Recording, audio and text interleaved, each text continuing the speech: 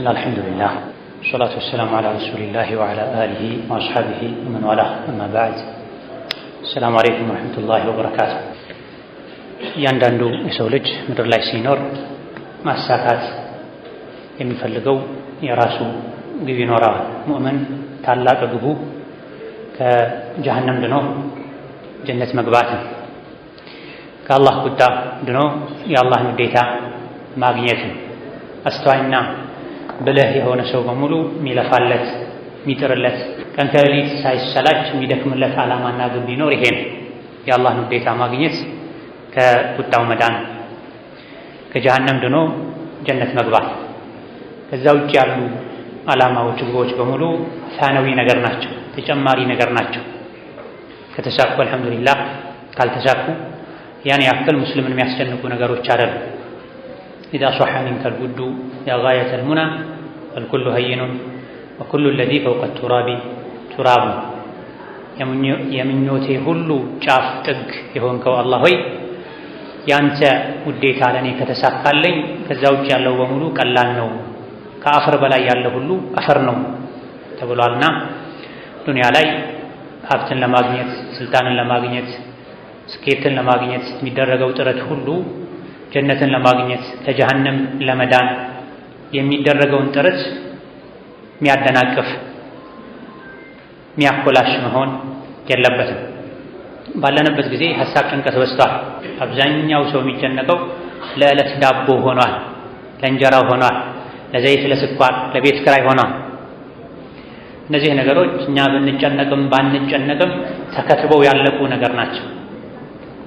ለሰበብ ያክል መጣሩ ባይከፋም፣ ነገር ግን ሙእምን የሆነ ሰው ትልቁን ጭንቀቱን ዳቦና እንጀራ፣ ልብስና መኪና ማድረግ የለበትም። እነዚህ ቢገኙም ባይገኙም ህይወት ትቀጥላለች። ከባዱ ጉዳይ እንዴት ነው ዱንያ ላይ ከአላህ እርግማን የምድነው፣ ከአላህ ቁጣ የምድነው? እንዴት ነው ነገ ከሞት በኋላ ባለው ህይወት እድለኛና ደስተኛ የምሆነው የሚል ጥያቄና ጭንቀት ነው ውስጣችን ላይ ሊኖር የሚገባው። ፈመን ዙሕዚሐ ዐኒ ናሪ ወኡድኺለ አልጀነተ ፈቀድ ፋዝ ወመል ሐያቱ ዱንያ ኢላ መታዑል ጉሩር። ሰዎች ህይወታቸው ላይ ደስተኛ ነኝ የሚሉት ዱንያዊ የሚባሉ መሰረታዊ ነገሮች ተሟልተውልኛል ሲሉን፣ ጤናዬ ጥሩ ነው፣ ጥሩ የሚባል ደሞዝ አለኝ፣ ወይም ደግሞ የራሴ ድርጅት አለኝ ትርፋማ የሆነ ጥሩ የተማሩ ልጆች አሉኝ ወዘተ ብለው ዘርዝረው አልሐምዱሊላህ በህይወቴ ደስተኛ ነኝ፣ በህይወቴ ስኬታማ ነኝ ይላሉ። ይህ ሙስሊሙም ካፍሩም የተማረውም ያልተማረውም ሊያገኘው የሚችል ስኬት ነው። ትልቁ ስኬት የኢማንን፣ አላህን የማወቅን፣ አላህን የመፍራትን፣ ነቢይን ዓለይሂ ሰላቱ ወሰላም የመከተልን፣ ዱንያ ላይ አላህን የሚፈሩ ሰዎችን መንገድ የመከተል ምልክቶችን ማየት ነው። ኢዛ ሙስሊም ሙእምን በህይወት ዘመኑ ከአላህ ቁጣ አድኜ ጀነት የምገባባቸው ነገሮች ምንድናቸው ብሎ ራሱን ሊጠይቅ ይገባል። ነቢዩ ዓለይሂ ሰላቱ ወሰላም በሁሉም ነገር አርአያችን ናቸው። አላሁመ ኢኒ አዑዙ ቢሪዳከ ሚን ሰኸጢክ ወቢከ ሚንከ ይሉ ነበር። አላህ ሆይ በረሕመትህ፣ በእዝነትህ፣ በምህረትህ እጠበቃለሁኝ ከአንተ ቁጣ ይሉ ነበር። በተለያየ መልኩ ከቁጣው እንዲያድናቸው አላህን ይማጸኑ ነበር። አንተ ካልተቆጣኸኝ ሌላው ቀላል ነው ይሉ ነበር። አንተ ካልተቆጣኸኝ ሌላው ቀላል ነው ይሉ ነበር። ይቅር በለኝ ማረኝ። የተለያዩ ፈተናዎች ሲፈራረቁባቸው መካ ላይ አንተ ተቆጥተኸኝ ካልሆነ ይሄ ችግር የለውም ብለዋል። ጫማቸው በደም ተሞልቶ የሀገራቸው ሰው መግቢያ ሳተዋቸው ክፍለ ሀገር ሄደውም በድንጋይ ተቀብለዋቸው መካ ዙሪያዋ ሲጠባቸው ጌታዬ ሆይ ተቆጥተኸኝ ከሆነ ነው ነገሩ እንጂ ካልተቆጣኸኝ ችግር የለውም ብለዋል ዓለይሂ ሰላቱ ወሰላም። ጠዋትና ማታ ከሚያደርጓቸው ዚክሮች አንዱ ከቀብር ቅጣት ባንተ እጠበቃለሁ፣ ከጀሃነም እሳት ባንተ እጠበቃለሁ ይሉ ነበር ነቢ ዓለይሂ ሰላቱ ወሰላም። የሰው ልጆች ምርጥ፣ የሰው ልጆች ሁሉ አለቃ፣ ጀነትን አንድ ብለው አንኳክተው የሚያስከፍቱት ሰው ሲመሽ ሲነጋ ከቀብር ቅጣት ጠብቀኝ፣ ከጀሃነም እሳት ጠብቀኝ፣ አድነኝ፣ አስአሉከ ሪዳከ ወልጀነህ ወአዑዙ ቢከ ሚን ሰኸጢከ ወናር፣ ውዴታህንና ጀነትን እጠይቅሃለሁ፣ ከቁጣህና ከጀሃነም ባንተ እጠበቃለሁ ይሉ ነበር። ስለዚህ እያንዳንዱ አማኝ የነቢይን ዓለይሂ ሰላቱ ወሰላም መንገድ በመከተል እሳቸውን በመምሰል ከጀሃነም የሚድንበትን ጀነት የሚገባበትን መንገድ ሊያውቅ። ማወቁ ብቻ አይጠቅምም። ባለንበት ጊዜ የእውቀት ችግርና እጥረት አይደለም ያለው፣ የተግባር የጽናት እጥረትና ችግር ነው ያለው። እውቀቱ ከዛም ከዚህም እየመጣ ነው። መስመሩን ስርዓቱን የጠበቀ ባይሆንም በሶሻል ሚዲያ አማካኝነትም በሌሎችም መንገዶች ሰዎች እውቀትን ያገኛሉ። የተቀነጫጨበ እውቀትን ያን ያክል የሚያጠግብ ባይሆንም ህይወት የሚቀይር ባይሆንም የእውቀት እጥረት የለም ባለንበት ዘመን። በዛው ልክ ግን ተግባር ሊከተለው ይገባል። እውቀትን ተግባር ካልተከተለው ዋጋ የለውም። ሀተፈል ዒልሙ ቢልዓመል ኢን አጃበሁ ወኢላ እርተሐል ከዓሊ እንደተነገረው አልኸጢብ ሌሎችም እንደዘገቡት እውቀት ተግባርን ይጠራዋል። ተግባር አቤት ብሎ ከመጣ ከእውቀት ጋር ከተገጣጠመ ከተገናኘ መልካም ያሳድጋል፣ አላህ ዘንድ ተባረከ ወተዓላ ያስከብራል። እውቀት ተግባርን ጠርቶት ተግባር አቤት ብሎ ካልመጣ ትቶት ይሄዳል ተብሎ ጀሃነም ላይ እንዲቃጠሉ እንዲነዱ ከሚያደርጉ ነገሮች አንዱ የሚያውቁትን ተቃራኒውን ማድረግ ነው። የሚያውቁትን የሰሙትን ያነበቡትን አላህ የሚወደውን የሚጠላውን በዚያ መሰረት ህይወትን መምራት ሲገባ አላህ የሚጠላውን የተው የሚወደውን ያደረጉ መኖር ሲገባ ከሚያውቁት ተቃራኒ የሆነ ራስን ያሞኙ በከንቱ ተስፋ ሰይغፈሩ ለና የጠፉ ህዝቦች አንዱ መለያ ነው። ይሄ የሰሩትን ይሰሩና ሰይغፈሩ ለና አላህ ይምረናል ይሉ ነበር። አላህ ተባረከ ወተዓላ የእሱ ምህረት የሚገኝባቸው መንገዶችን ነግሮናል። እሱ ምሮን ጀነት የሚያስገባንን እንገባበትን ከቁጣው ምንድንበትን መንገድ አውቀን ልንተገብር ይገባናል። ባለንበት ጊዜ አላውቅም ቢባል አላህ ዘንድ ተባረከ ወተዓላ ያዋጣል ማለት አይቻልም። ቤት ላይ በተሰቀሉ ቴሌቪዥኖች፣ ኪስ ላይ፣ እጅ ላይ፣ ቦርሳ ላይ በሚያዙ ተንቀሳቃሽ ዘመናዊ ስልኮች፣ በየቦታው በመስጂዶች በመድረሳዎች ዒልም ተስፋፍቷል። መካሪ በዝቷል። የሚመከር ነው እንጂ የጠፋው። እድለኛ ማለት ከውስጡ የራሱ የሆነ መካሪ ያለው ሰው ነው። አላህ ለባሪያው ኸይርን ከሻለት ከውስጡ መካሪ ያደርግለታል ተብሏል። የውጩ መካሪ አስታዋሽ ነው። ለውጥ የሚያመጣው የውስጥ መካሪ ነው። ወዒዙላሂ ፊ ቀልቢ ኩሊ ሙእሚን፣ እያንዳንዱ ሙእምን ውስጥ አላህ ያስቀመጠው መካሪ አለ። በራሱ ያልተመከረ ሰው በሰው ሊመከር አይችልም። ተጨማሪ ምክር ፈልጎ ሲመጣ ነው ሰው የሌሎች የውጭ ምክር የሚጠቅመው እንጂ እኔ ምክር አያስፈልገኝም፣ እኔ ሁሉን አውቃለሁ፣ እኔ ሙሉ ሰው ነኝ፣ እኔ ንጹህ ሰው ነኝ፣ እኔ ከገሌ ይሻላለሁ ያለ የምክርን በር ዙሪያውን የዘጋጋ ሰው ተውራትና ኢንጂል ቢነበብለት ሊለወጥ አይችልም። ለምክር ዝግጁ ከሆነን ውስጣችን ላይ ያለው መካሪ ይበቃናል። ሞት ይመክረናል። ከዙሪያችን የምናያቸው ነገሮች ይመክሩናል። በየሳምንቱ ጁሙዓ ምንሰማው ኹጥባ ይመክረናል። ሰውነታችን ላይ የምናያቸው ለውጦች ይመክሩናል። ብዙ የሚመክሩ ነገሮች አሉ። የመስማት እንጂ የመተግበር ፍላጎት ውስጣችን ላይ ከሌለ ግን መስማቱ ማወቁ ይጎዳል እንጂ አይጠቅምም። ከጀሃነም ድኖ ጀነት ለመግባት ከአላህ ቁጣ ድኖ የአላህን ውዴታ ለማግኘት ከሚረዱ ከሚያግዙ ነገሮች አንዱ ተውሂድን ማወቅና መጠበቅ ነው። የመጀመሪያው የጀነት ቁልፍ ነው ተውሂድ። ከጀሃነም ማምለጫ መንገድ ነው። ትርሚዚ ሌሎች የመዘገቡት ሐዲስ ነቢዩ ዓለይሂ ሰላቱ ወሰላም የሰው ልጅ ሆይ ሰማይ ምድርን ሊሞላ የቀረበ ወንጀል ይዘህ በእኔ ሳታሻርክ በፊቴ ብትቆም እኔ ሰማይ ምድርን ሊሞላ የቀረበ ምህረትን እሰጥሃለሁ ብሏል አላህ ብለዋል ነቢ ሰለላሁ ዐለይሂ ወሰለም። ከአላህ ጋር ሲገናኝ ከሽርክ ጠርቶ አላህ ፊት የቆመ ሰው ሌሎች ወንጀሎቹን የመማር ትልቅ ተስፋ አለ። ከልቡ ላኢላሃ ኢለላህ ያለ ሰው፣ ተውሂድን ያወቀ የተረዳ ሰው፣ በተውሂድ የኖረ ሰው፣ ከሽርክ የጠራ ሰው አላህ ተባረከ ወተዓላ እሳት ላይ እሱን ሐራም ያደርግበታል። እሳት የእሱን ሰውነት እንዳትበላ እንዳትነካ ያደርጋታል ተብሏል። ስለዚህ ከጀሃነም መዳን፣ ከአላህ ቁጣ መዳን፣ ጀነት መግባት፣ የአላህን ውዴታ ማግኘት የሚፈልግ ማንኛውም ሰው ቀድሞ ተውሂድን ሊያውቅና ሊጠብቅ ይገባዋል። ተውሂድ ላይ ኖሮ ተውሂድ ላይ ሊሞት ይገባዋል። ያለ ተውሂድ ሌሎች መልካም ስራዎች ዋጋ የላቸው። ተውሂድን ሳያውቁ ሳይረዱ፣ ተውሂድን ሳይወዱ ሳይቀበሉ ሶላት ቢበዛ፣ ጾም ቢበዛ፣ ሰደቃ ቢያበዙ፣ ቁርአን በየቀኑ በየሁለት ሶስት ቀኑ ቢያኸትሙ፣ ሐጅና ዑምራ በየዓመቱ በየጊዜው ቢያደርጉ መሰረቱ ተውሂድ ካልተስተካከለ ዋጋ የለም። አሸዋ ላይ ውሃ ላይ እንደሚገነባ ቤት ነው የሚሆነው። አሸዋ ላይ ውሃ ላይ ቤት አይገነባም። ቤት ለመገንባት ለቤት ግንባታ የሚሆን መሬት ፈልጎ ማግኘት ያስፈልጋል። ጥልቅ የሆነ መሰረት ማውጣት ያስፈልጋል። ጠንካራ የሆነ መሰረት ያ ላይ ቤት ሲሰራ ነው ቤት ሆኖ የሚያኖረው። ወከዛሊክ የአላህን ተባረከ ወተዓላ መንገድ መከተል የዲን ሰው የኢማን ሰው መሆን የፈለገ ሰው ቀድሞ ተውሂድን ሊያውቅ ሊማር ሊቀራ የተውሂድ ተቃራኒ የሆነውን ሽርክ ሊያውቅ ሊጠነቀቅና ሊርቅ ይገባል። ከሽርክ ጠርቶ የሞተ ሰው ጀነት ይገባል። በሽርክ ተጨማልቆ የሞተ ሰው ጀሃነም ይገባል።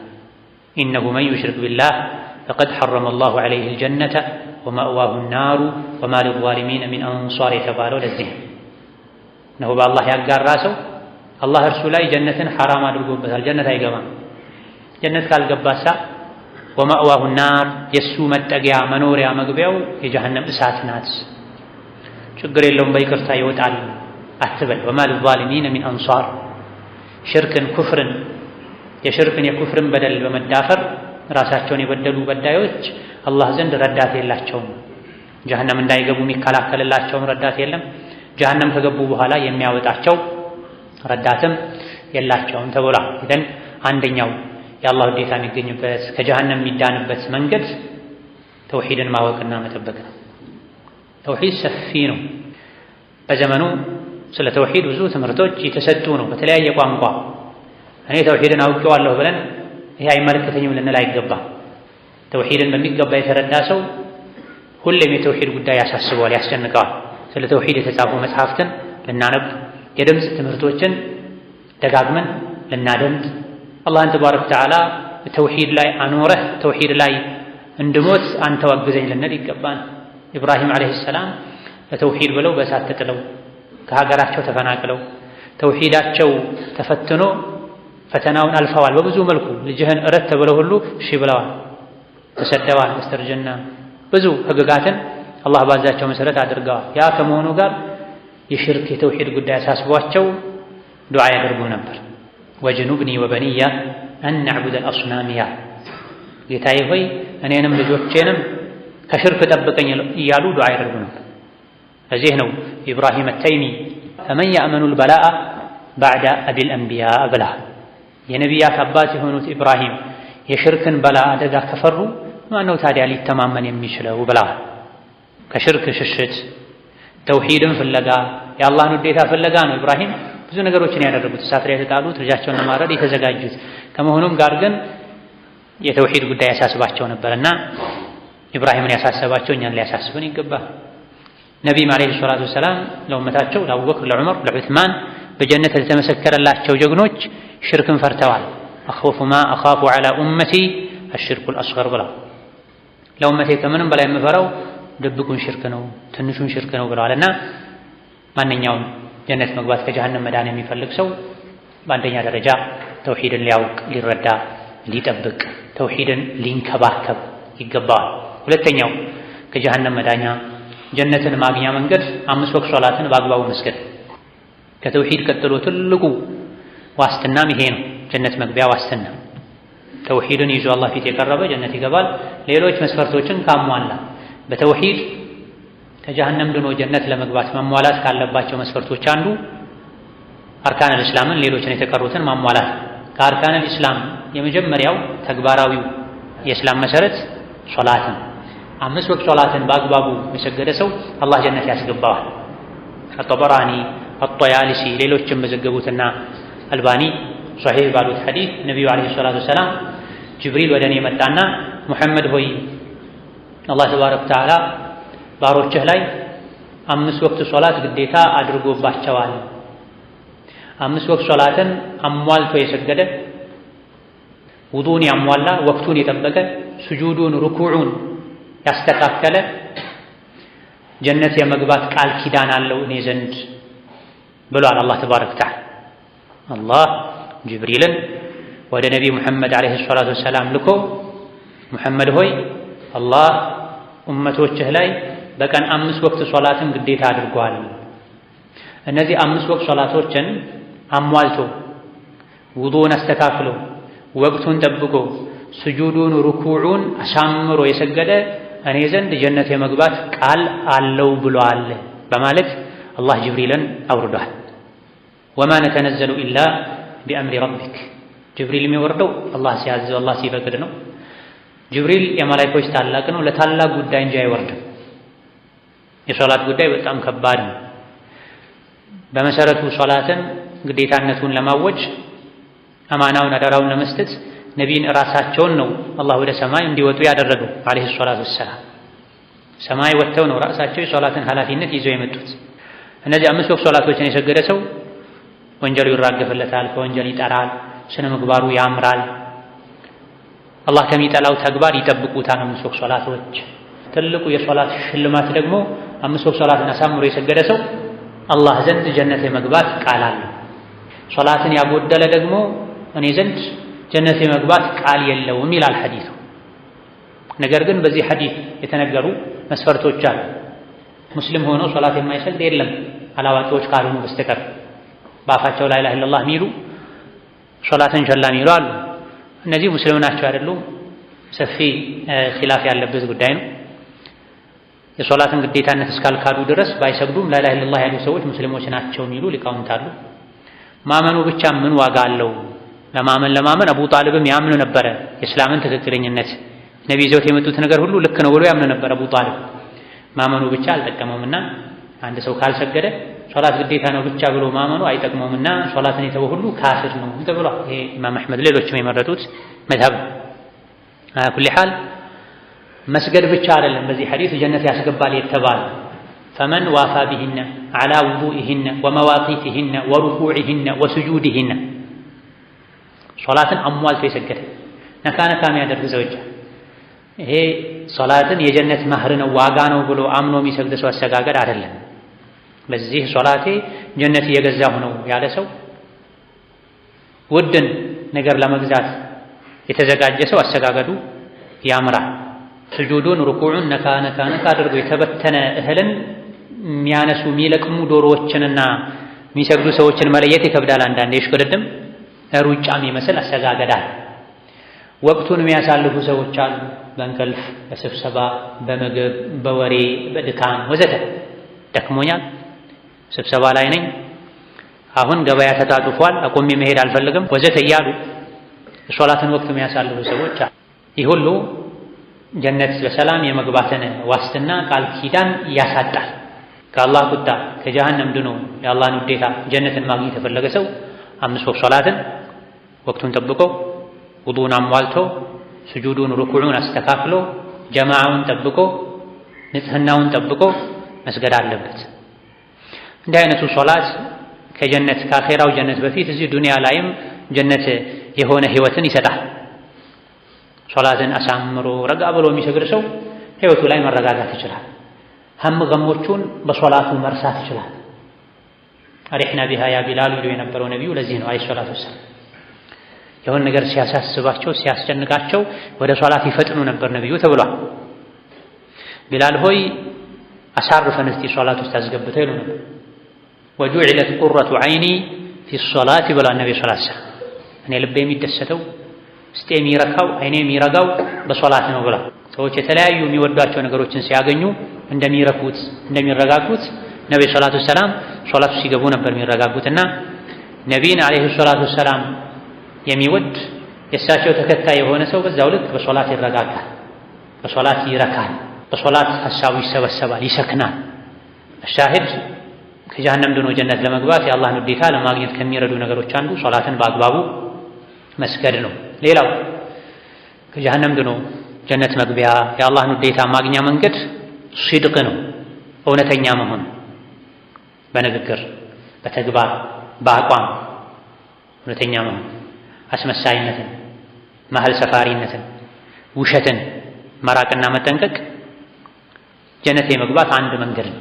ያ አዩሀ ለዚነ አመኑ ኢተቁላህ ወኩኑ መዐ ወሳዲቂን ወሳዲቃት መጨረሻ ላይ አዐደላሁ ለሁም መግፊረተን ወአጅረን ዐዚማ አላህን ፍሩ ከሷዲቆች ሁኑ ይላል ቁርአን።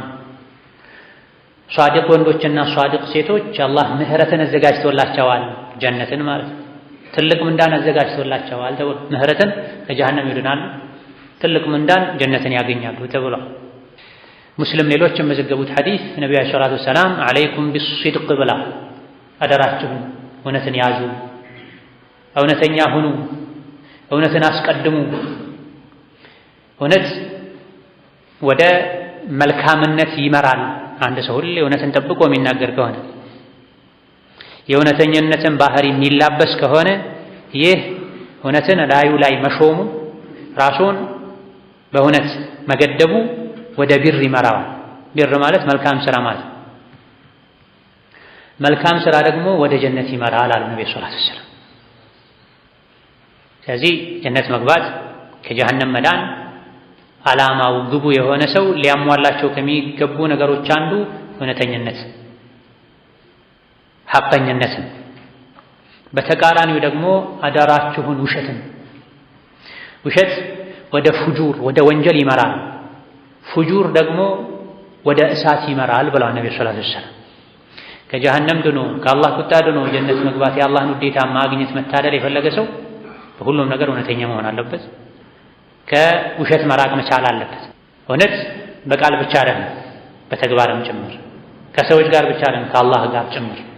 ሶላት ሲሰግዱ እውነተኛ ሶላት መስገድ፣ ሶደቃ ሲሰጡ የምር አላህ ተባረከ ወተዓላ የሚወደው አይነትን አሰጣጥ መስጠት፣ ለታይታ ስም ለመጠራት ከሰው ጋር ለመፎካከር ተብሎ መሆን የለበትም። እውነትን በአፍ ወሬ ብቻ መገደብ የለብንም፣ በተግባርም በንያም ጭምር እውነተኝነት ያስፈልጋል። هذا يوم ينفع الصادقين صدقهم የቂያም ቀን እውነተኞች እውነተኝነታቸው የሚጠቅምበት ቀን ነው። በዚያ ቀን የሚድኑት እውነተኞች ናቸው በሁሉም ነገር። የእውነት ተቃራኒ ውሸት ነው። ከውሸት ሁሉ የከፋው አላህ ላይ መዋሸት፣ ነቢይ ላይ መዋሸት፣ ዑለሞች ላይ መዋሸት። ውሸት የሙናፊቅ ባህሪ ነው። ሙናፊቆች ደግሞ የጀሃነም አዘቅት ላይ ነው የሚቃጠሉት ተብሏል። ሌላ ከአላህ ቁጣ ከጀሃነም ድኖ ጀነት መግባት የሚፈልግ ሰው ሊከተላቸው ከሚገቡ መንገዶች አንዱ የእውነተኝነትን መንገድ መከተል፣ ውሸትን መጸየፍ ነው።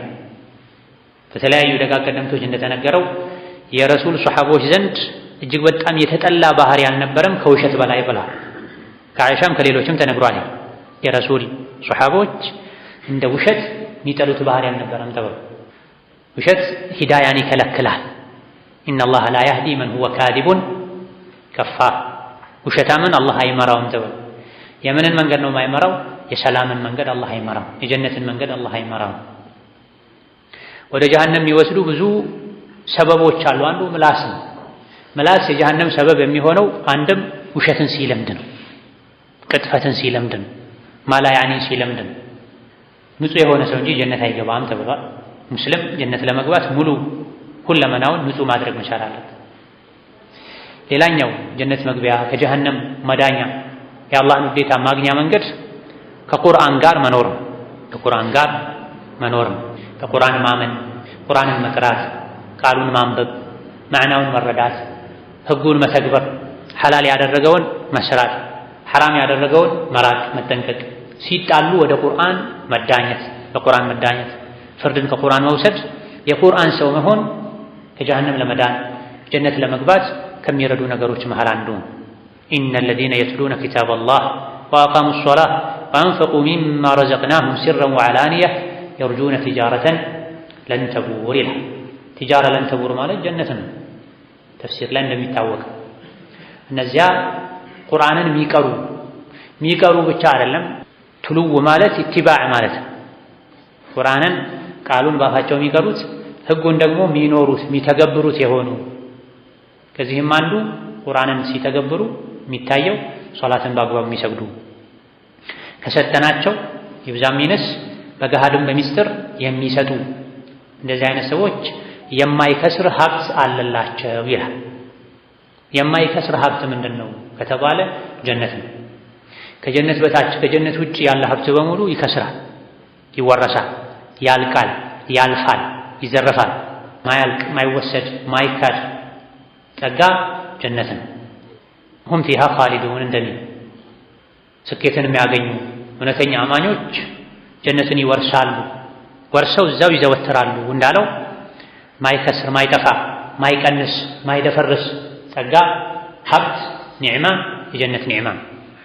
ቁርአንን የሚቀሩ ቁርአንን የሚከተሉ ሶላትን በአግባቡ የሚሰግዱ ከሰጠናቸው የሚሰጡ የቁርአን መመሪያ ተከትለው እነዚህ ማይከስርን ማይከስምን ሀብት ተስፋ ያደርጋሉ። ከአላህ ዘንድ ቃል አለላቸው ይሄን እንደሚያገኙ ተብሏል። ይሄም ጀነት ነው። በሌላ በነቢዩ ዓለይሂ ሰላቱ ወሰላም ንግግርም ሙስሊም ሌሎችም እንደዘገቡት ይቅረኡል ቁርአነ ፈኢነሁ ያእቲ የውመል ቂያመቲ ሸፊዐን ሊአስሓቢሂ ተብሏል።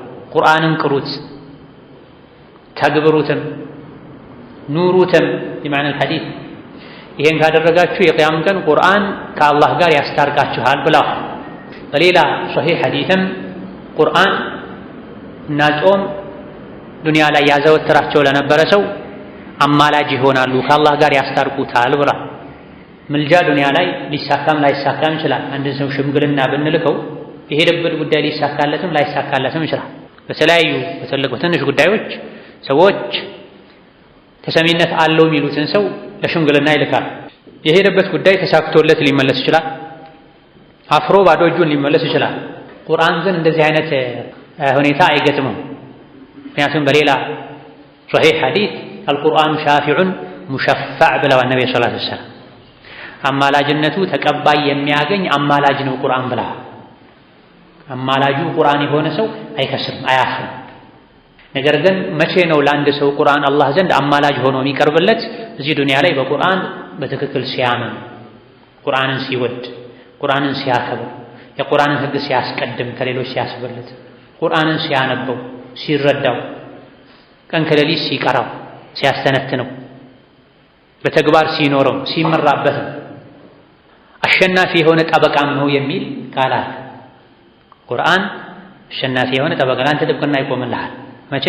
ዱንያ ላይ እሱ ላይ ቀጥ ካልክ፣ ቁርአን የፈቀደውን ካደረገን፣ ቁርአን የከለከለውን ከተከለከለን፣ ቁርአን የቅያም ቀን ለእኛ ተከራክሮ አስፈርዶ ጀነት ማስገባት ይችላል። በተቃራኒው ደግሞ ቁርአንን ቸላ ያለ ወደ ኋላ የጣለ ከቁርአን ስሜቱን ልቦወለዱን ያስቀደመ ቁርአን የቅያም ቀን እሱ ላይ ይፈርድበታል። ጀነት እንዳይገባ እንቅፋት ይሆንበታል። በእኔ አላመንም፣ አልሰራብኝም፣ አልተከተለኝም ይላል። መን ጀዐለሁ አማመሁ ቃደሁ ኢለል ጀነህ ወመን ጀዐለሁ ኸልፈሁ ሳቀሁ ኢለናር የሚል እጅግ በጣም የሚያስፈራ ሐዲስ አለ።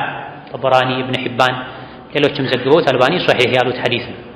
ቁርአንን ከፊቱ አድርጎ እሱ ቁርአንን ተከትሎ የሄደ ሰው ቁርአን ወደ ጀነት ይወስደዋል። ቁርአንን ትቶ ቁርአንን ከኋላ አድርጎ ከፊት የሄደ ሰው ቁርአን ወደ ጀሀነም እየገፈተረ ይወስደዋል ይላል። ይሄ የነቢዩ ዓለይሂ ሰላቱ ወሰላም ሐዲስ ነው። ቁርአንን መሪው ያደረገ ከቁርአን ኋላ ኋላ የሄደ ሰው ቁርአን አስከትሎ መርቶ ጀነት ያስገባዋል። ቁርአንን ደግሞ ትቶት በስሜቱ እየተመራ ቁርአን ሰውን ለመምራት የወረደ ከመሆኑ አንፃር ደግሞ ናተመለስ ያለ ከኋላው የተከተለው ለቁርአን መልስ ሰጥቶ ለቁርአን ኋላ ያልሄደ ሰው ቁርአንን አስከትሎ ስሜቱን ተከትሎ የሄደ ሰው ደግሞ ወደ ጀሀነም ይገፈትረዋል ብሏል ነብዩ ሰለላሁ ዐለይሂ ወሰለም። ይሄ ቆም ብለን ሁላችንም ራሳችንን እንድንፈትሽ የሚያደርግ የነቢዩ ንግግር ነው ዐለይሂ ሰላቱ ወሰላም። ሕይወቴ ከቁርአን ጋር ቁርኝቱ እስከምን ድረስ ነው? የማደርጋቸው ነገሮችን በቁርአን እመዝናለሁ ወይ? ልቤ ላይ ለቁርአን ያለው ቦታ ምን ይመስላል? ቀን ላይ የተለያዩ ነገሮችን እየሰሙ እንጉርጉሮ እየሰሙ መንቡማ እየሰሙ የሰው ወሬ እየሰሙ የዓለም ዜና እየሰሙ ማላያኒ እየሰሙ አንድ ጁዝ ቁርአን ለመስማት አንድ ሱራ ጨርሶ ለመስማት ግን ጊዜ የሌላቸው ሰዎች ብዙ ናቸው።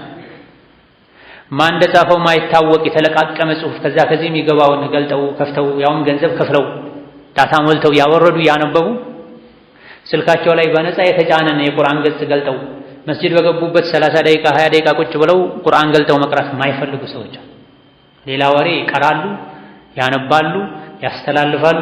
ከቁርአን ግን ድርሻ የላቸውም። ቁርአን እንዲህ ብሏል ሲባሉ አይደነግጡም። ጸሐፊ ገሌ እንዲህ ብሏል፣ ደራሲ ገሌ እንዲህ ብሏል፣ ሼክስፒር እንዲህ ብሏል ሲባሉ ግን አይናቸው ይተፋል፣ ጆሮአቸውን ያቀረቅራሉ። ለሰው ንግግር የሚሰጡትን ያክል ቦታ እንኳን ለቁርአን የማይሰጡ ሰዎች አሉ። ለሰው ፍርድ የሚሰጡትን ቦታ ለቁርአን ፍርድ የማይሰጡ ሰዎች አሉ። በይነማ እውነተኛ አማኞች ፈላ ወረቢከ ላ ዩእሚኑነ ሐታ ዩሐኪሙከ ፊማ ሸጀረ በይነሁም አላመኑ በመካከላቸው አለመግባባት በተፈጠረበት ጉዳይ ላይ ወደ ቁርአንና ሐዲስ ተመልሰው የቁርአንና የሐዲስን ፍርድ ደስ ብሏቸው እስካልተቀበሉ ድረስ መቼም አላመኑም ይላል ቁርአን። ከቁርአን ርቀናል በሕይወታችን ኢላ መን ረሒመላህ፣ ጥቂት አላህ ያዘንላቸው ሰዎች ካልሆኑ በስተቀር ብዙዎቻችን ከቁርአን ርቀናል። ከረመዳን እስካሁን ስንት ያክትም ያለው ብለን ራሳችን ብንጠይቅ የብዙዎቻችን መልስ ሊያሳፍር ይችላል። እኔ ደጋግሜ ማፈትመው ሶሻል ሚዲያ ነው፣ ቲክቶክ፣ ፌስቡክ ነው፣ ቁርአን አይገራልኝም ብዙ አይነት ተልካሻ ምክንያቶችን እንሰማለን። ያ መሆን የለበትም።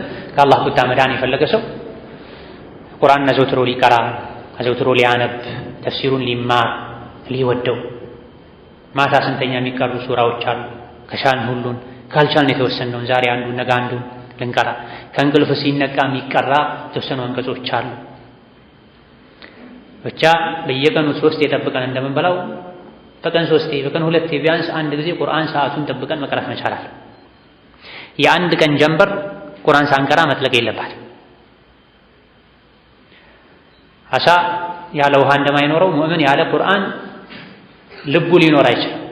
የልብ ቀለብ ነው ቁርአን። ሻሂድ በዱንያ ህይወትም ደስተኛ ለመሆን ለመረጋጋት፣ አኼራ ላይም ከአላህ ቁጣ ድኖ ከጀሃነም ድኖ ጀነት ለመግባት የአላህን ውዴታ ለማግኘት ቁርአን እጅግ በጣም ወሳኝ ነው፣ አስፈላጊ ነው። ቁርአንን ሌሎች ነገሮች ሊሻሙ አይገባም። ፊዕለን አሁን የተሻሙት ነው ብዙ ነገሮች ቁርአን። ከአላህ ንግግር የሰው ንግግር ማስበለጥ ሐቂቃ ውርደት ኪሳራ ነው። ቁርአን ማያስደነግጠንን ማያጓጓንን ያክል የሰው ወሬ የሚያጓጓን ከሆነ አደጋው የከፋ ነው፣ ትልቅ ችግር። ይህ እንዳይሆን ሷሒበል ቁርአን አህለል ቁርአን ልንሆን ይገባል። የቁርአን ጓደኛ ልንሆን፣ የቁርአን ሰው ልንሆን ይገባል። ይሄን ካደረገን፣ ይህ ከተሳካልን በአላህ ፈቃድ ከጀሃነም ድኖ ጀነት መግባቱ ይሳካል። ቁርአን ዱንያ ላይ ሷሒቡ ጓደኛው የነበረ ሰው የቅያም ቀን ቁርአንን ቅራ፣ የጀነት ደረጃዎች ላይም ውጣ። ዱንያ ላይ ረጋ ብለህ ታነብ እንደነበረው ደረጃ ላይ የወጣህ ቁርአንን ረጋ ብለህ አንብብ። መኖሪያ የሚሆነው መቅራት የምታቀራበት ደረጃ ላይ ነው፣ መቅራት የምታቆምበት ደረጃ ላይ ነው ይባላል። 30ውን ጁዝ ቁርአን በሚገባ የቀራ የተረዳ ያመነበት የሰራበት ሰው ጀነት የመጨረሻው ደረጃ ላይ ወጥቶ ይኖራል ማለት ነው። በዚህ ሐዲስ መሰረት ቁርአንን ያልቀራ ያልተረዳ ያላመነ ያልሰራበት ሰው ከቁርአን ባዶ ዜሮ የሆነ ሰው ውጣ የሚባለው የጀነት ደረጃ አይኖረውም ማለት ነው። ሌላ ከጀሃነም አዘቅት ድኖ የጀነት ደረጃዎች ላይ ለመውጣት ቁርአንን ህይወታችን ላይ ከፍ ማድረግ፣ ማንጸባረቅ፣ ማጉላት፣ የቁርአን ሰው መሆን፣ አጫጭር ሱራዎችን ቢያንስ መሐፈብ፣ የሐፈዙትን ደጋግሞ መቅራት፣ ቢያንስ በየሳምንቱ ጁማ የሚቀራው ሱረቱል ካህፍን ማታ ማታ መቀራት አለባቸው የሚባሉ የተመረጡ እስከ 2 ጁዝ አካባቢ የሚደርሱ ሱራዎችን እነሱን መሐፈብ ይገባል። ውስጡ ላይ ቁርአን የሌለበት ሰው እንደ ወና ቤት ነው ብሏል ነብዩ ሰለላሁ ዐለይሂ ወሰለም። ወና ቤት ሲገባ ይከረፋል፣ ይሸታል። ሰዎች ቶሎ ብለው አፍንጫቸውን ይዛሉ፣ ተመልሰው ይወጣሉ። ወና ቤት ላይ ሽታ፣ ቆሻሻ፣ የተለያዩ ነፍሳት፣ እንስሳት፣ እርኩስ መናፍስት ነው ያሉት። ውስጡ ላይ ቁርአን የሌለ ሰውም እንደዚሁ ነው። ስሜት፣ ሹብሃ፣ ወስዋስ፣ መጥፎ ነገር ማሰብ፣ መመኘት፣ ኸይርን መጥላት ውስጡ ላይ ያደረበታል፣ ይሰፍርበታል። ያ እንዳይሆን የገፍላን ቆሻሻ ከውስጥ ለማውጣት የጀነትን ውዴታ ናፍቆት ለመምላት ቁርአንን ልባችን ላይ ማስቀመጥ፣ የቻልነውን ያክል መሐፈብ፣ ካልቻልን በየቀኑ ቁርአን ገልጠን አላህ በሰጠን በዘመናዊ ኒዕማ ከኪሳችን ከእጃችን በማይጠፋ ስልካችን ከሶላት በኋላ ሙስሊም ሶላት በኋላ 2 ገጽ ብንቀራ፣ 1 ገጽ ብንቀራ፣ 4 ገጽ ብንቀራ በየወሩ 2-3 ማختም እንችላለን። በቋሚነት መልካምን ነገር ይዞ ያ ላይ መጽናት የነቢዩ ዓለይሂ ሰላቱ ወሰላም አንዱ መለያቸው ነው። ካነ አመሉ ረሱሊላሂ ሰለላሁ ዐለይሂ ወሰለም ዲመተን አይሻ እንዳለ ነቢዩ አንድ ነገር ከጀመሩ ያጸኑት ነበር ተብሏልና መልካምን ነገር ልንጀምር ረመዳን ላይ የጀመርነውን ቁርአን ማንበብ ልናስቀጥል አሁንም ፊት ለፊታችን ረመዳን እየቀረበ ነው። ከወዲሁ ልንለማመድ ቀን ባይመቸን ማታ ባይመቸን ቀን ቁርአን ልንቀራ ይገባል። ብዙዎቻችን እኔ የሥራ ሰው ነኝ፣ ስራ ይበዛብኛል፣ ልጆች አሉብኝ፣ ኃላፊነት አለብኝ፣ የቢሮ ስራ አለብኝ ወዘተ ነው የምንደረድር። የሰው ምክንያቱ አያልቅም። ምን ብናጣ ከእንቅልፋችን በፊት 20 ደቂቃ ለቁርአን እንዴት እናጣ? ከቁርአን የሚበልጥ ነገር ምን አለ እዚህ ዱንያ ላይ ከአላህ ንግግር የበለጠ? ቀኑን ሙሉ አልተመቸህም እንበል፣ ፈጅር ሰግደህ ወጣ ዳቦ ፍለጋ እንጀራ ፍለጋ ስትኳትን ዋል ስትደክም ዋል፣ ችግር የለውም። ልጆችህን ማብላት፣ ሚስትህን ማብላት፣ ወላጆችህን ማብላት፣ ቤተሰብህን ማብላት ዒባዳ ነው። አምስት ሰላትን በአግባቡ ከሰገድክ፣ ካልዋሸ፣ ካላጭበረበርክ፣ ሲድቅን እውነተኝነትን ተከትለህ የምትሰራው ስራ ለራስህ፣ ለልጆች፣ ለቤተሰብ የምትሰራው ስራ ዒባዳ ነው። መሀል ላይ አላህ ሲጠራህ ቤት ብለህ ከሄድክ፣ ካገኘኸው ነገር ቀንሰህ ሰደቃ ከሰጠህ፣ ሐጅ ከወጀበብህ ካደረግህ፣ ዘካ ካወጣ፣ መነገድህ፣ ቢሮ መስራትህ፣ ምድርም ማልማትህ፣ ሀብት ማፍራትህ ዒባዳ ነው። ከዛ የምስኪንን ሐቅ የአላህን ሐቅ ከሰጠህ ይሁን ቀኑን ሙሉ በሥራ ነው የምንውለው እንበል። ማታ ስንተኛ 30 ደቂቃ 20 ደቂቃ ለቁርአን መስጠት እንዴት ያቅተናል? ሒዝብ የሚባል ነገር አለ። ማታ እንኳ አሟቸው ነብዩ ሒዝባቸውን ካልቀሩ በማግስቱ ይቀሩት እንደነበር አይሻ ተናግራ፣ አሟቸው ማታ መቅራት ካልቻሉ መስገድ ካልቻሉ በማግስቱ ይሰግዱ ነበር፣ ይቀሩ ነበር። የእንቅልፍ ሰዓትህን ቀንስ ለቁርአን ብለህ። ሌሎች ነገሮችን ቀኑን ሙሉ ሲያነቡ ይውላሉ። ለቁርአን ሲሆን ግን ሰዓት የለኝም የሚባል ከሆነ ይሄ ኪሳራ ነው፣ ትልቅ ኪሳራ። ሰለላሁ ዐለይሂ ወሰለም ከአላህ ቁጣ ድኖ ጀነት ለመግባትና ከጀሃነም ለመዳን ከሚያግዙ ከሚረዱ ነገሮች አንዱ ስጁድ ማብዛት።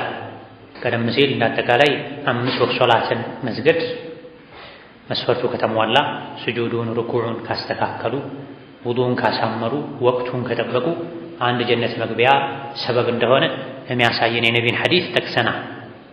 ከዚህ በተጨማሪ ደግሞ ስጁድን ማብዛት ሌላ ተጨማሪ ዋስትና ነው። የአላህን ውዴታ ለማግኘት፣ ከጀሃነም ለመዳን፣ ጀነት ለመግባት።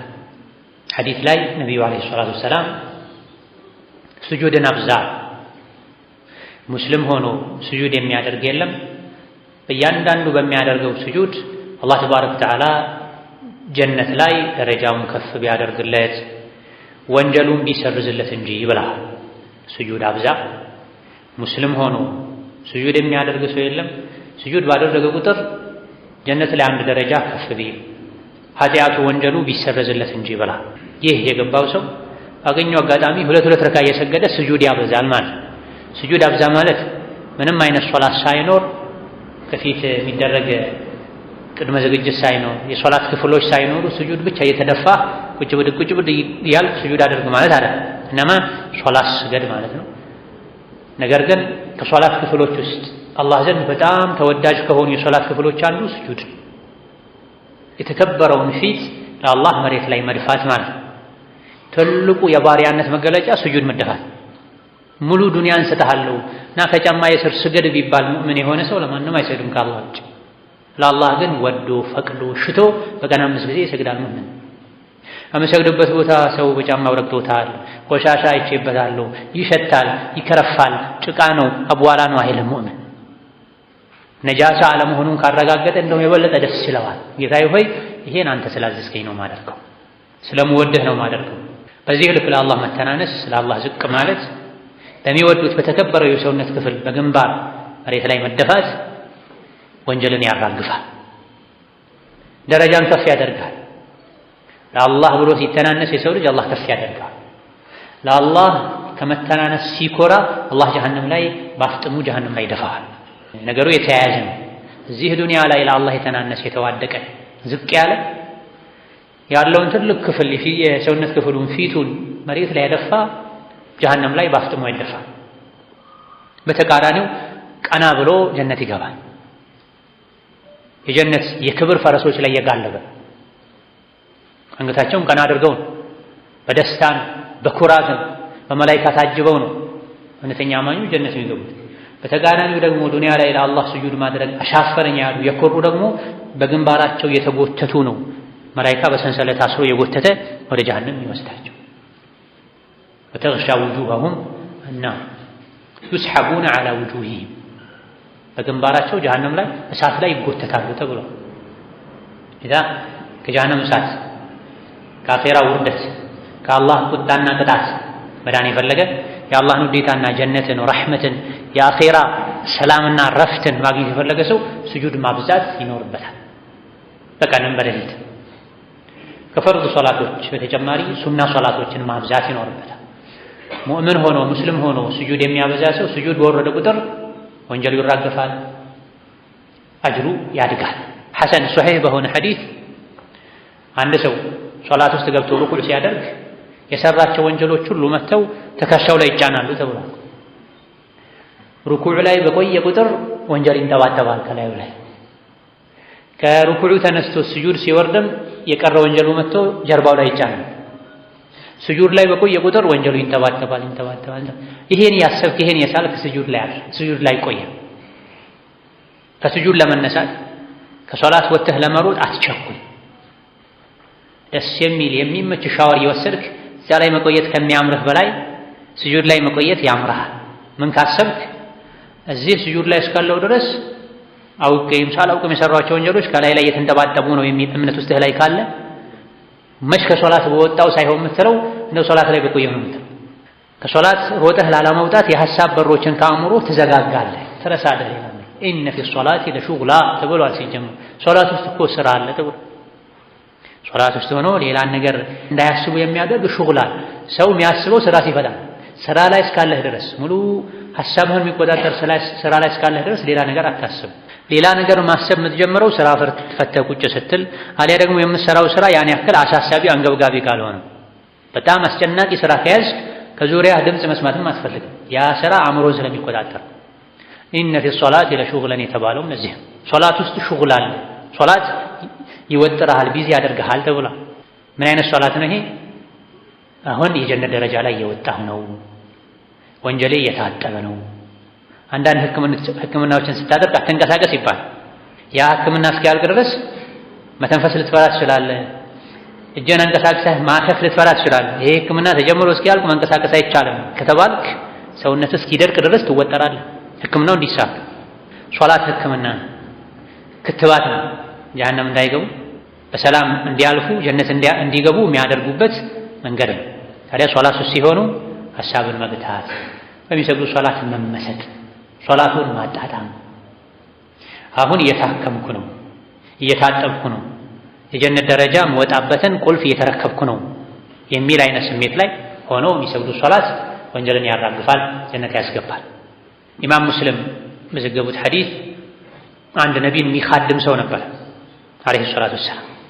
ቀንም ማታ የሚኻድማቸው ቀን እሳቸውን ሲያገለግል ለእሳቸው ሲላላክ የፈለጉትን ሲያቀርብ ውሎ የቀኑ አልበቃ ብሎት አንዳንዴ ማታም ጭምር ቤታቸው በር ጋር ሄደው ይቆሙ ነበር። ሰሃቦች የረሱት ነገር ኖሮ ድንገት ሊወጡ ይችላሉ፣ እኔ ያቀርብላቸዋለሁ ብለው ደጃቸው ላይ ቁጭ የሚሉ ነበር።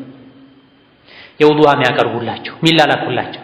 በዚህ መልኩ ሲኻድማቸው ለነበረ ሰው አንዴ ማታ ላይ የውዱአ አቀረብኩላቸው። ምን ላድርግልህ? ምን ትፈልጋለህ? ጠይቀኝ፣ ውለታ ልክፈልህ ሲሉት እኔ ጀነት ላይ የእርሶ ጓደኛ መሆን ነው የምፈልገው። እዚህ ዱንያ ላይ አብሬዎት እንደኖርኩት አኼራም ላይ የእርሶ ሙራፊቅ መሆን ነው የምፈልገው አላቸው። ሙራፊቅ ማለት አብሮ የሚኖር ማለት ነው።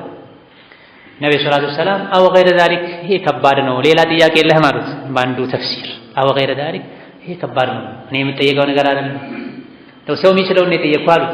ይሄን አንዳንድ ሹራሖች መሬት ትፈልጋለህ፣ አገልጋይ ትፈልጋለህ፣ ሹመት ትፈልጋለህ፣ ምን ላደርግልህ ነው ያሉት። አው ገይረ ዛሊክ ማለት ይሄ ላስብበት አላቸው የሚል ዘገባም አለ።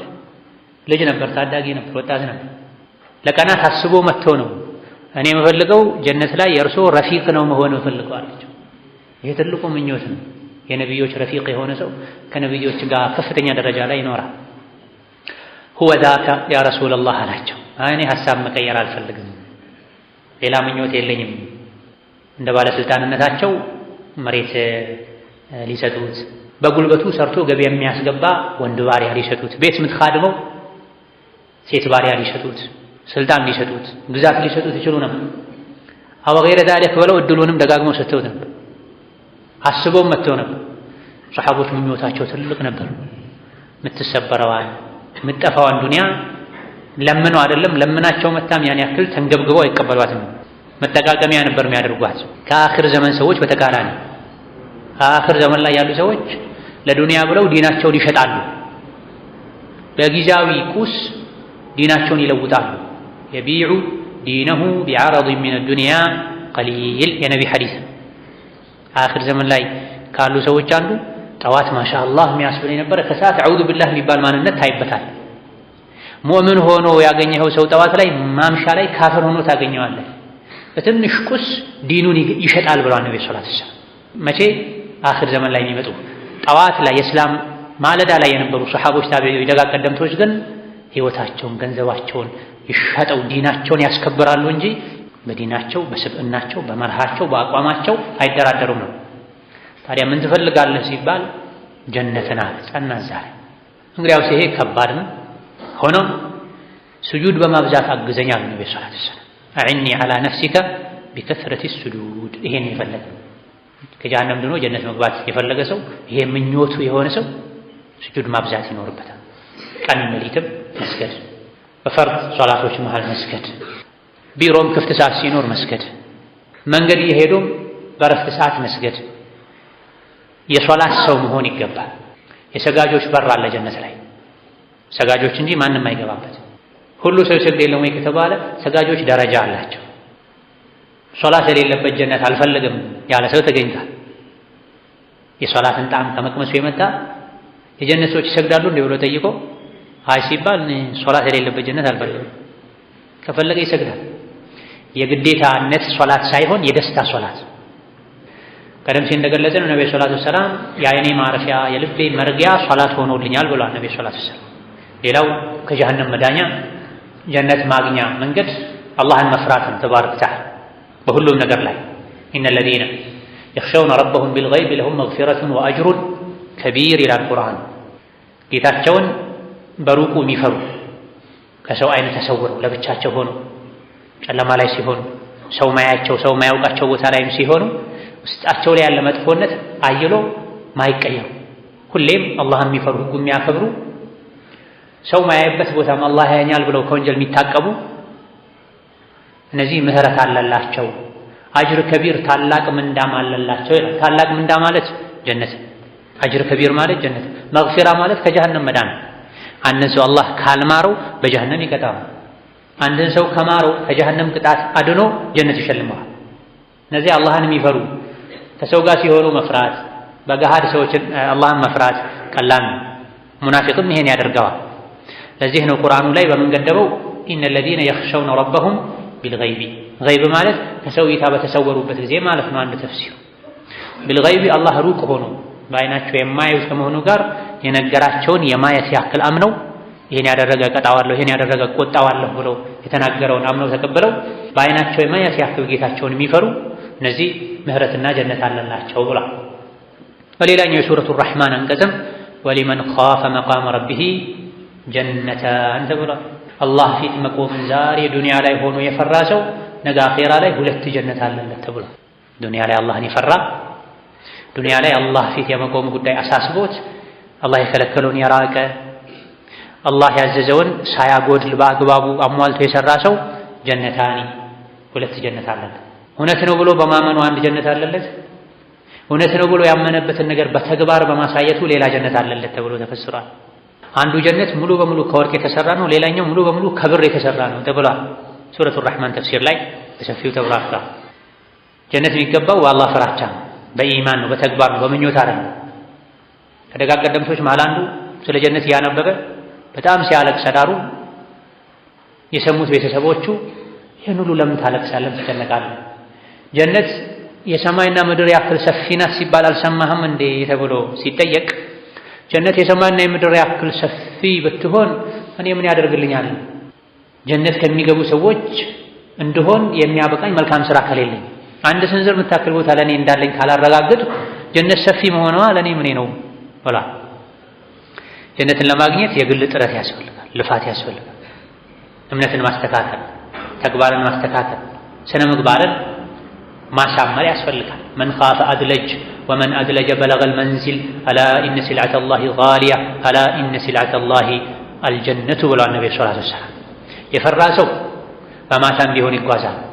ያለበት አካባቢ ያልተመቸው ሰው፣ ባለበት አካባቢ ደህንነት ያልተሰማው ሰው እዚህ ቦታ ላይ የሰጋሁ ከማድር ከምቆይ ብሄድ ይሻለኛል ብሎ በማታም ቢሆን ወደ ሀገሩ ወደ ቀየው ይጓዛል።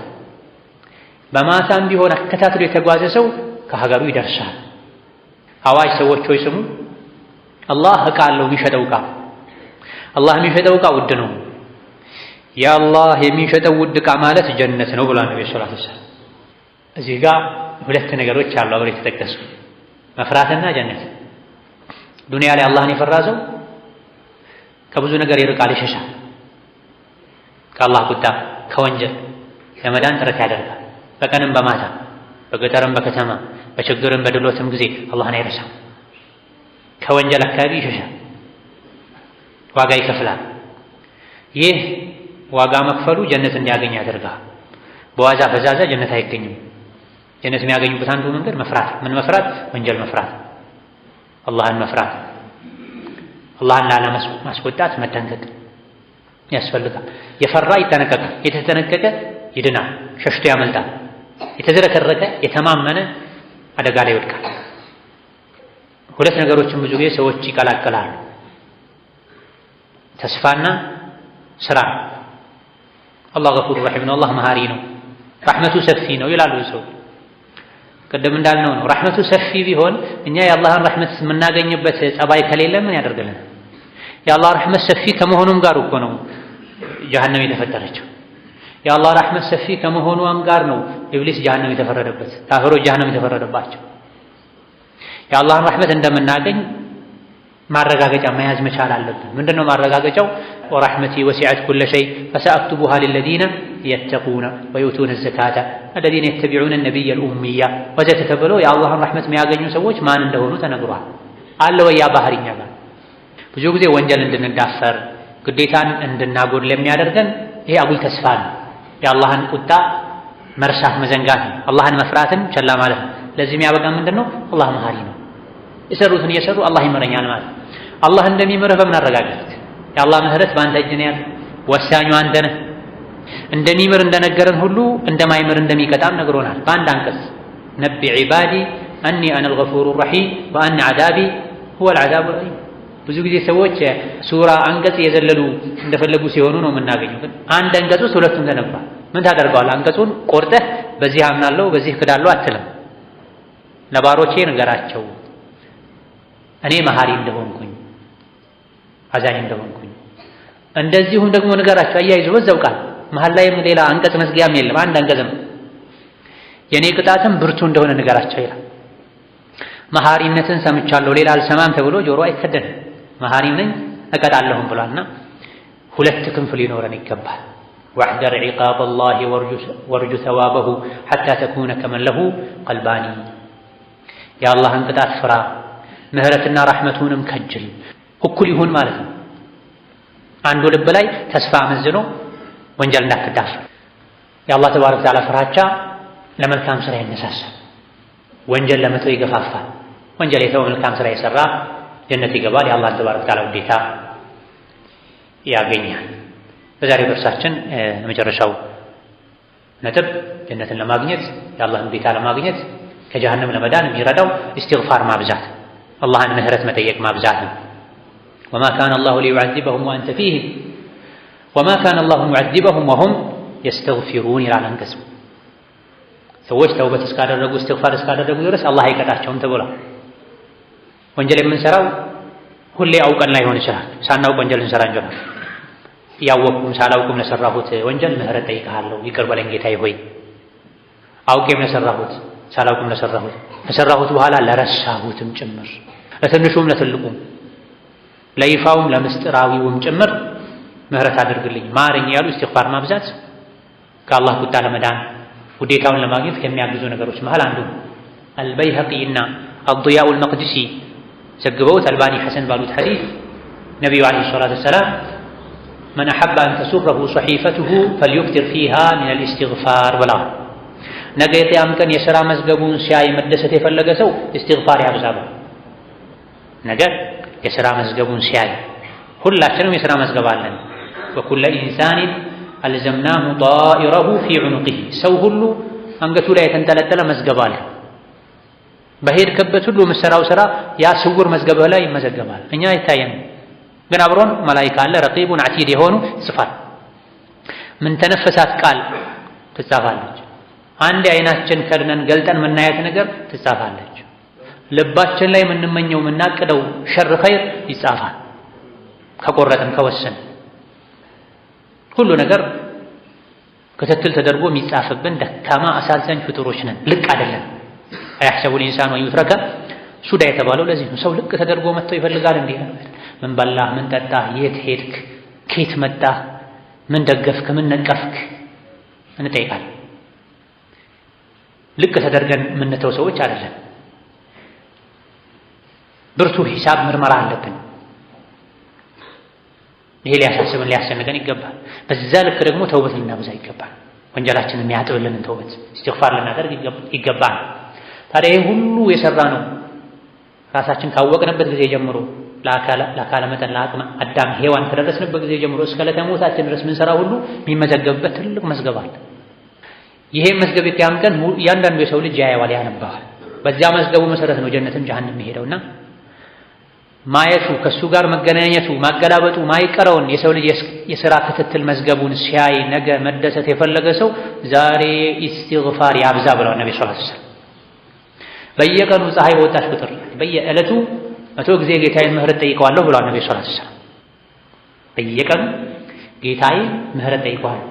የአንድ ቀን ጀንበር ወጥታ አታልቅም ጌታዬን 100 ጊዜ ምህረት ሳልጠይቀው ብለዋል ነብዩ ሰለላሁ ዐለይሂ ወሰለም። የሥራ መዝገቡ ላይ ብዙ ኢስቲግፋር ያገኘ ታድሎ የሚል ዘገባም አለ። ጡባ ሊመን ወጀደ ፊ ሶሒፈቲሂ ኢስቲግፋረን ከቲራ። የባንክ አካውንትህ ላይ ጠርቀም ያለ ከፍ ያለ ቁጥር ስታገኝ ደስ እንደሚልህ ሁሉ ከዚያ በላይ የቂያም ቀን የሥራ መዝገብህ ላይ ብዙ ኢስቲግፋር ካገኘ ትደሰታል። አላህ ኢስቲግፋር የሚያደርጉ የሚተወብቱትን ይወዳል። ከኢስቲግፋር ከተውበት የተዘናጉትን ይጠላል። ልብስ ሲቆሽ እጥበት እንደሚያስፈልገው ሁሉ ውስጣችን ሲቆሽም የተውበት እጥበት ያስፈልጋል፣ እድሳት ያስፈልጋል። የኢስቲግፋሮች ሁሉ አለቃ ቃል ሐዲስ ላይ ተነገረ። የሸዳድ ኢብኑ አውስ ሐዲስ ላይ ተነገረ። ሰይዱል ኢስቲግፋር ይባላል። ሌሎች ኢስቲግፋሮች አሉ። አስተግፊሩላህ ወአቱቡ ኢለይህ፣ ረቢ እግፊር ሊ ወርሐምኒ፣ አስተግፊሩላህ አስተግፊሩላህ አስተግፊሩላህ። ብቻ የትኛውንም ኢስቲግፋር መጠቀም እንችላለን። የተሻለው ማ ቁሪነ ፊህ በይነ ልእስቲግፋሪ ወተውበቲ ረቢ እግፊር ሊ ወቱብ ዐለየ ኢነከ አንተ ተዋቡ ረሒም ቢባል የተሻለ ነው። ይሄ አነሳኢ ሌሎች የመዘገቡት ሐዲስ ነቢዩ ዓለይሂ ሰላቱ ወሰላም በየቀኑ 100 ጊዜ ኢስቲግፋር ያደርጉ ነበር የተባለው። ከሶላተ ዱሓ በኋላ ያደርጉት የነበረው ኢስቲግፋር አይነት ይሄ ረቢ እግፊር ሊ ወርሐምኒ ወቱብ ዐለየ ኢነከ አንተ ተዋቡ ረሒም ወፊ ሪዋየትን ኢነከ አንተ ተዋቡ ገፉር። አቀላቅሎ አንዳንዴ ረቢ እግፊር ሊ ወርሐምኒ ወቱብ ዐለየ ኢነከ አንተ ተዋቡ ረሒም ማለት፣ አንዳንዴ ኢነከ አንተ ተዋቡ ገፉር ማለት ነው። ይሄ በላጭ ነው። ይሄ ረዝምብኛል። ረቢ እግፊር ሊ ወርሐምኒ ወቱብ ዐለየ ኢነከ አንተ ተዋቡ ረሒም አንተ ገፉሩ ረሒም ማለት ይረዝምብኛል ያለ ሰው አስተግፊሩላህ ወአቱቡ ኢለይህ አስተግፊሩላህ ወአቱቡ ኢለይህ አስተግፊሩላህ ወአቱቡ ኢለይህ። ይሄም ይረዝምብኛል ካልክ አስተግፊሩላህ አስተግፊሩላህ አስተግፊሩላህ በቀን 100 ጊዜ። ይሄ እንኳን ካቃተህ ጠዋትና ማታ 3 ጊዜ አስተግፊሩላህ አልዐዚም አለዚ ላ ኢላሃ ኢላ ሁወ አልሐዩል ቀዩም ወአቱቡ ኢለይህ አስተግፊሩላህ አልዐዚም አለዚ ላ ኢላሃ ኢላ ሁወ አልሐዩል ቀዩም ወአቱቡ ኢለይህ። ኢስቲግፋርህን አላህ እንዲቀበልህ የሚያደርግ ተወሱል አለበት። ውስጡ ላይ ተወሱል አለበት። አስተግፊሩላህ አልዐዚም አለዚ ላ ኢላሃ ኢላ ሁወ አልሐዩል ቀዩም ወአቱቡ ኢለይህ። ሌሎችንም የኢስቲግፋር አይነቶችን በላጁ ግን የኢስቲግፋር ቃላቶች ሁሉ አለቃ ቡኻሪ ከሸዳድ ኢብኑ አውስ ወዘገቡት ሐዲስ ነቢዩ ዓለይሂ ሰላቱ ወሰላም የኢስቲግፋር አለቃ አንተ ቁላ ብለህ ማለት ነዋ። ኢስቲግፋር አለቃ ቀጥሎ ያለው አላሁመ አንተ ረቢ ላ ኢላሃ ኢላ አንተ ኸለቅተኒ ወአና ዐብዱከ ወአና ዐላ ዐህዲከ ወወዕዲከ መስተጣዕቱ አቡኡ ለከ ቢኒዕመቲከ ዐለየ ወአቡኡ ቢደንቢ ፈግፊር ሊ ፈኢነሁ ላ የግፊሩ ዙኑበ ኢላ አንተ ማለት ነው። የያዘው ማዕና በጣም ከባድ ነው። ይሄን ያለ ሰው ምንድን ነው ጥቅሙ ከተባለ ይሄን ያለ ሰው እርግጠኛ ሆኖ ቀን ብሎት በዛው ቀን የሞተ ሰው አላህ ጀነት ያስገባዋል። እርግጠኛ ሆኖ አምኖበት ይሄን ዚክር ማታ ያለ ሰው በዛው ከሞተ አላህ ጀነት ያስገባዋል። ይሄ ትክክለኛነቱ ማያጠራጥር ቡኻሪ የዘገቡት ሐዲስ ነው። ምሽት ላይ ያለ ሳይነጋ ከሞተ ጀነት ይገባል። ጠዋት ላይ ያለ ሳይመሽ ከሞተ ጀነት ይገባል። ስለዚህ ጠዋትና ማታ ከሚባሉ የኢስቲግፋር አይነቶች አንዱ ነው ማለት። ይቺን ሐዲስ ለማግኘት ቻይና ብትሄድ ያንሳል እንጂ አይበዛም። ቻይና ትሄዳለህ፣ ታይዋን ትሄዳለህ። ምን ለማምጣት? መኪና ለማምጣት፣ ጨርቅ ለማምጣት፣ የተለያዩ ነገሮችን ዱንያን ለማምጣት። ይሄ ግን አምነህ እርግጠኛ ሆነ ትርጉሙን አውቀህ ካልከው ወደ ጀነት ከፍ የሚያደርግ ነው።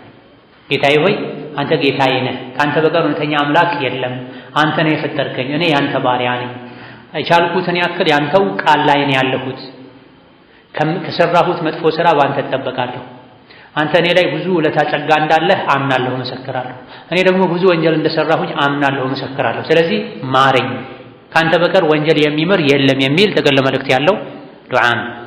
ታዲያ የወንጀል ጉዳይ ያሳሰበው፣ ጀነት ያስጨነቀው፣ ጀሃነም ያስፈራው ሰው ይሄ አይነቱን ዚክር ካለበት ፈልጎ አግኝቶ ደጋግሞ ሐፍዞ እስከ ሐፍዝ ድረስም በስልክ በኪታቦች ያየ ሊል ይገባዋል። በትንሹ ሒስኑል ሙስሊም ላይ ታገኙታላችሁ። ካጠገባችሁ ያለ ዒልም ያለውን ሰው ጻፍልኝ ይሄን ዚክር ልትሉ ትችላላችሁ።